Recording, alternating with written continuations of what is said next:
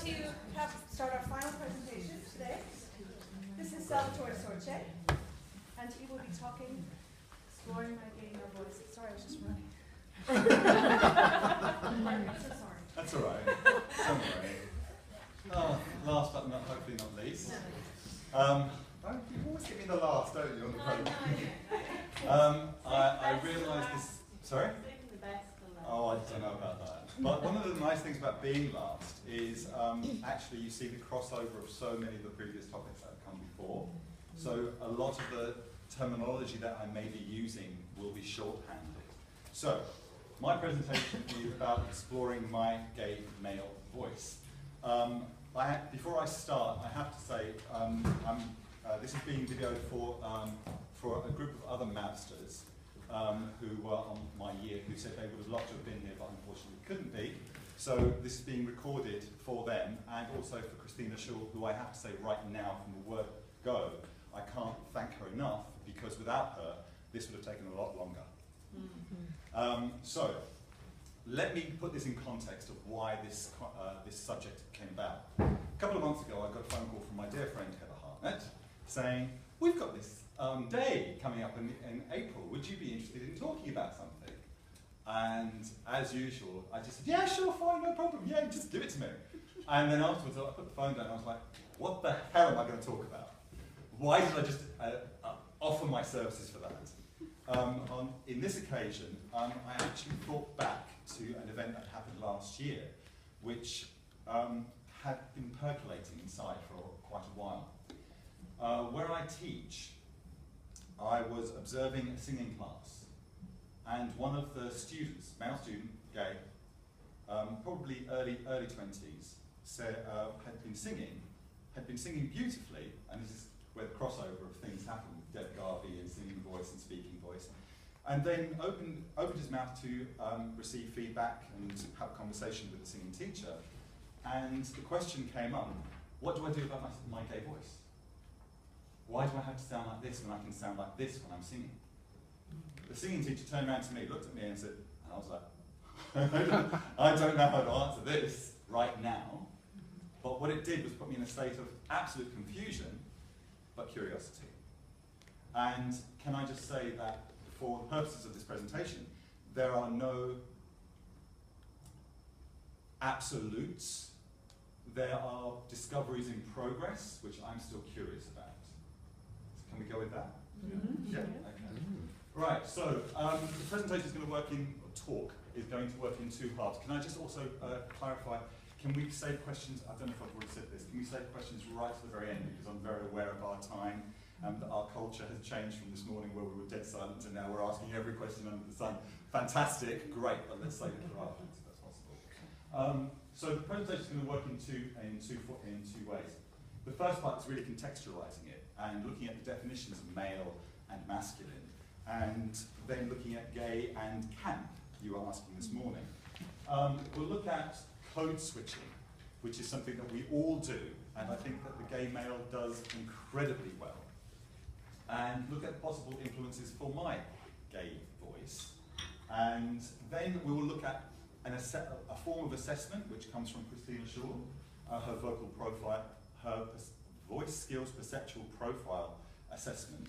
So it will be an assessment and an analysis of that assessment. Can I just say right from the word go, I'm not a speech and language therapist. I don't pretend to be. I look at what is in front of me and hopefully through the framework that Christina has offered, find what my perception is of what I'm seeing. Judgments. Do I sound gay? I would like to talk about it from the perspective of a filmmaker who's actually made a documentary called Do I Sound Gay?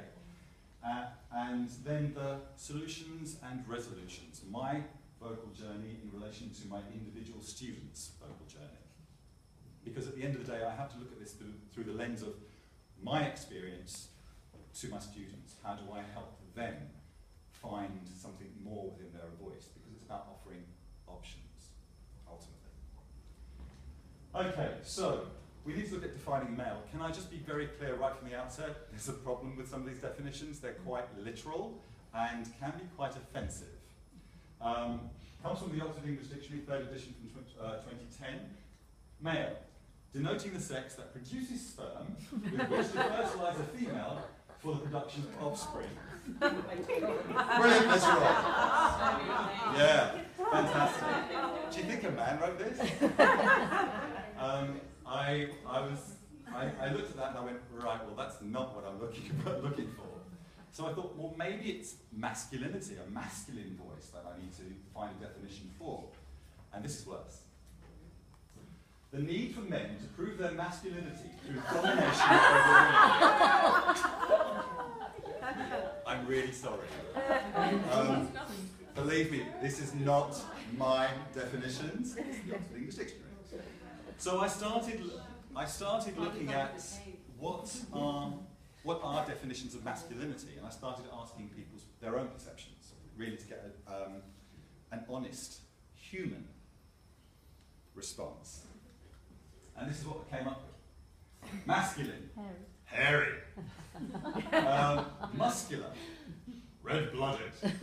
Courageous, bold, and virile.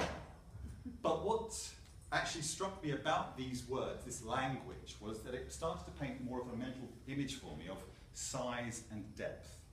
Let's be careful where we go.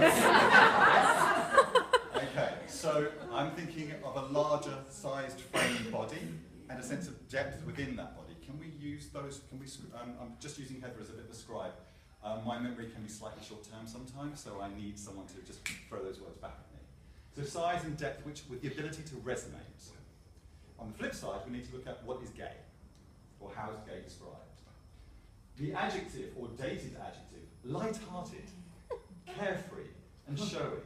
So if we were going to go to a gay party, we were going to have a good time. Can we use that word, light, light-hearted, light? The noun, a homosexual, especially a man. The informal and offensive version, which I realised when starting this research, this is a veritable minefield. And it's a bit like, has anyone ever seen Up, that dog with the collar? Squirrel! It's literally, you find something else and you go, whoa, I could go down that pathway. And I needed to keep myself very firmly reined in because as Jane knows, I have a tendency to talk a lot. And I enjoy talking. But it was the offensiveness of "that's so gay" because it said quite a lot. And I've heard it amongst school children, I've heard it on the train. Oh, that's so gay. I'm not going to go there, that's no bother. Okay, proper. Exhibiting sexual desire or behaviour directed to a person or persons of one's own sex. Okay, again, very literal, very dry. So I called up my best friend. I said, so, do I sound gay? She said to me, well, you know Graham Norton, love. Okay. She said, but sometimes the things that you do say can sound a bit camp. So, I had to look at what camp meant. And this is where we have to look at it comes from the French slang term, s'écamper, which means to pose in an exaggerated fashion. Can we have those words? Pose, exaggerated. And there was a definition that I'd read years ago, and I wanted to actually explore that because I think that gives it a deeper meaning. And that is an exaggerated display of caricatured femininity. That was a really interesting one because that, like you saying 2/3 of the voice in the head and the third in the chest, that for me really started to ring bells because I started to see influences within the gay spoken voice. And someone was talking to me about articulation. We'll talk about the influences potentially within articulation, yes. So, what it started bringing to my mind was these terms, male versus, well, I don't really want to call it gay, but I don't want to really call it not male, but it's the kind of closest thing I can come to. Male, like if we're looking at masculine, real, macho, versus not male, the opposite of that. And I started to think in terms of how we were considered as different, us not males, by non-gay men. We were excluded, rejected, sometimes bullied. And considered by these males as boys, not men, irrespective of our age. Only recently, I had a female colleague in the staff room of where I teach turn to me and said, I was having a conversation with one of my other colleagues, a singing teacher who happens to be gay, and we were having a chat, and she said, "Oh, you boys." And I turned around to her and I said to her very clearly, "Excuse me, 1 second, I am no boy. I'm a 45-year-old man. Thank you." Sorry, but it bears putting that point across, that why should I be considered to be younger than my age? I'm happy to be my age. That's another issue, sorry, that's another detour, I could see that happening. So the other thing I noticed through talking with my colleagues and all my students and friends is this connection that we had as younger men, as boys, to the females, to other not males, women, and how much time I know that all my friends, my close friends, are women. I spend so much time confiding in, having a laugh with, socialising with women. I don't have, honestly, that many straight men friends. That's just me. So when I had to look at this code switching that happens in each different environment, because we all do, whether we're gay or straight or whatever, we all change ourselves in a different environment. And it was interesting to remember a situation that came to my mind. When I used to work in Australia, I used to be a hairdresser. Excuse the stereotype right there. I used to be a hairdresser a long time ago, and I used to live in Australia, hence the slight upspeak. And I used to have this very attractive sports journalist, a client, come in, and when he would come in, he was big and brawny and, "G'day Salvatore, how are you?" And I would be like, "Yeah, g'day mate, good to see you." And the receptionist would be standing in the corner of the salon, crying her eyes out, going, "Why do you have to sound so butch?" But again, it was this whole point of code switching. We are different things with different people, and the gay male voice can change rapidly. So, my female influences. Now, for me, as a child growing up, I was very, I always gravitated towards female role models. And what I realized through this research was it was an amalgamation of masculinity and femininity. So, women, empowered women, strong women, using that currency in a predominantly male world. And what this did was, it was perpetuation of the not male by empathizing with these strong women. Ergo, this sense of, someone mentioned earlier, mimicry, the gay male voice, or my gay male voice. Interesting to put it in that context. So now that I've kind of explored the influences a little bit more, I need to look at an analysis and assess that analysis, assessment and analyse that assessment. So this is where Christina Schall's vocal profiling came in. So what is going on anatomically? Christina Schall's voice skills perceptual profile uses 8 areas of reference: body, breath, channel, phonation, resonance, pitch, loudness, and articulation. For the purposes of this talk, I only really have time to do 6, because I'm already running over time, I can tell. So, without further ado, let's have a look a little bit more at the gay male voice from this perspective. With the gay male voice, gay men generally, when they're younger, have this sort of warrior, proud pose, showing themselves off to the world, because it's how we attract attention from other males. But what happens here is that through this way of standing, of posing, we use that word earlier, I'm kind of remembering some of them, there's a disconnect that happens from the collarbone down. We don't connect with our bodies, really. And within the younger gay males, what I found is, and it's my findings, I'm not speaking for everyone here, let me be clear, that disconnect can actually happen through around this area of the throat. So what you get is a head voice as opposed to a body voice. So what this means is the body posture is upright, proud, very much like a peacock. The depth of breath generally does not extend further than the upper chest, with minimal abdominal release. God forbid that any gay man should walk out and let their belly out. Yeah? So younger gay men particularly, I remember going out a lot when I was younger and holding my abdominals in to make myself look fitter, slimmer, more attractive. So, within the channel, there is a slight constriction in the pharynx. Can I just ask you all to feel, have the sensation of the opposite of a yawn within your mouth? The opposite of a yawn.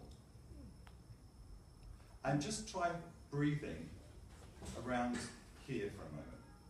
Can you feel that disconnect? It's not pleasant, is it? It doesn't really allow for an embodied voice. The tongue root may be high. And also the chin raises, which is going to lift the larynx. And we're going to talk about that a little bit more on the pitch slide in a moment. So you've basically got this pose, again, exaggerated pose, of upward, lifting, everything's higher, higher, higher. When we look at phonation, and I'm going to refer to as Still's 3 types of onset, we look at glottally, which is, can everyone just give this a go? Uh-oh. Uh-oh. So that's the vocal folds coming together and doing that. We've then got the aspirate onset, which is the hey, hey, hey, hey, hey, hey, which the vocal folds is basically like a cotton wool between the vocal folds. They're not really coming together. And then we've got the simultaneous onset, which is you. You. Can you all feel the difference in the quality of the onset there? And how on the simultaneous onset there's hardly any breath coming through, but the aspirate onset really is quite fluffy, doesn't allow for much gravitas. So what I found was within the younger gay male, the aspirate onset is used in most environments, whereas older males, both British and American, tend towards simultaneous onset, but can change to aspirate, again, depending on the environment, going back to code switching. When we look at resonance, there's a dropping of the soft palate, which means nasality. So this voice, which is being, already breath is here, chin is lifted, larynx is lifted, tongue root is high, nasal, soft palate's down, there's not a lot of hope for this voice to come out. And it's got breath accompanying it. So, hi, hi. How you doing? You all right? Yeah. Let's go out tonight. You all right? Then let's go get a drink. Can you see what I'm saying? Okay. The individual's accent will clarify if they're using twang. For example, there's a difference between northern accents and southern accents in the amount of twang that is used. Again, I'm coining a still term. Very quickly on the last of the assessment, we're looking at pitch, and that's the tilting of the larynx. So we've already high breath, chin raised, larynx lifted, tongue root high, soft palate down, and then we're actually stretching those vocal folds, as Deb was talking about earlier. This is why I love being the last, because all these points have been made through the day. As Deb was talking earlier, these vocal folds are thinned. So you really are getting what is considered to be a non-grounded or potentially lighter quality to the voice. It's really interesting because I hear it so much within my students, and I struggle to get them to understand that they have options available to them. And it hurts because I want to see them have those options. Because when they go for casting, what's going to happen is that they're going to be seen physically as one thing, open their mouths. I can't have you, you don't sound masculine. So it's about offering options. And it's interesting because when I started this research, I immediately started Googling online looking for anything that was going to help me. And I found a trailer for a film, Do I Sound Gay? David Thorpe, who had just broken up from a relationship, started to question his own identity, where he sat in the world. And it was interesting, he went to see speech therapists, a lot of speech therapists, who got him to really work on his articulation. But it wasn't until, and he spoke to his friends, he spoke to work colleagues, and it was interesting hearing his voice change in those different environments as well. But what was really fascinating was at the end of the film, he actually clarified and noted for himself, today I discovered my diaphragm. And suddenly this resonance came into his voice, and when he asked his friends afterwards, what do you think is different in my voice? They just said it sounds fuller, it sounds deeper. They weren't so bothered about the articulation. So here is the irony here is I've started off with looking at the body, And it was only through an intense personal journey and investigation that David Thorpe actually realised it was the physical disconnect that he was worried about rather than what was going on actually with the pronunciation of his words. Resolutions. Why this started. I go back to that student who was prepared to acknowledge and embrace a change, who wanted something different, who wanted an option. And I look at the other students who I have offered these options to, who want to ignore and remain the same. Before every class I teach, I do a lot of accent work. I do a complete vocal warm-up. It takes about 15 minutes, but as complete as I can within 15 minutes. And I use Ella Sharp's 7 areas of resonance, and I get them to hum and resonate through all of those different areas. And what's interesting is at the end I come up to the jaw and I use a little bit of Feldenkrais just to get them to release the jaw muscles. And then afterwards I ask them to say, "Good morning, my name is." And I had a student clap his hands to his throat with tears, I swear to God, tears in his eyes, saying, "That's not me. I can't speak like that, that's not me." That hurt. Because all I wanted to do was give him options, and options which came from empathy. I understand where you're coming from, and I've been there, and I know how to help you find a way. So what worked for me, in terms of my own voice and my own vocal progression, was definitely the training that I received at drama school. It's a fantastic voice training that I received at Bristol many years ago. And also the experience of the mouse, because that opened up whole new areas. And I do think age has a lot to do with this. The voice sits better. We start to own ourselves more as we become older. What I use with my students, however, is I try to really get them to connect with their bodies. So I use a lot of breath work, engaging with the body, and I use a lot of Lissac, the bent over breath series, and get them to do partner work so they kinesthetically can feel changes or movement within the body.